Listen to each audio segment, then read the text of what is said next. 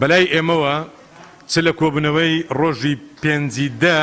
وەڵامەکانی حکوومەت کە دراوە وەڵامی باوەڕپێهێنەر بوون و چ لە نامەکەی بەڕێز سەرۆکوەزیران کە ئاراستەی پەرلەمانی کردیە پێمان وایە وەڵامەکە باوەڕپێهێنەرە و تایبەت بۆ بابەتەی کۆکردنەوەی داهات کاری پەرلەمان نییە حکوومەت کاری خۆی دەکا پەرلەمان چاودێری دەکا پەرلەمان داهات کۆ ناکاتەوە ئێمە پێمان وایە جۆری خستنە ڕووی ئەو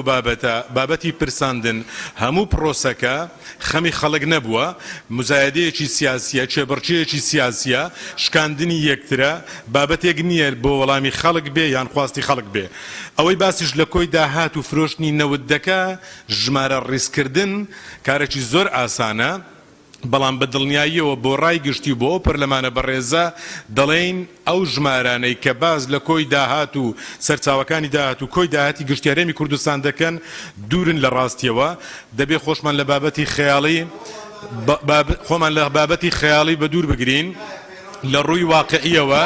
هەرێمی کوردستان لە نێو دۆخێکدایە وابەستەیە بە بابەتی کۆڕۆنا گرفتی دارایی کێشەکانی هەولێر بەغدا واز لە قسەی سۆزداری و سۆز و عاتیفەی خەڵک بێنین بۆیە ئێمە پێمان وایە گفتوگۆ لەگەڵ ئەو جۆرە بیرکردنەوەی کە بڕیاری پێشوەختیان هەیە نامانگەێنێتە ئەنجام دەڕۆژیش لەو پەرلەمانە بەڕێزە گفتوگۆ بکەین کێشەی خەڵکی پێچارە سەر نابێ لەبەر ئەوەی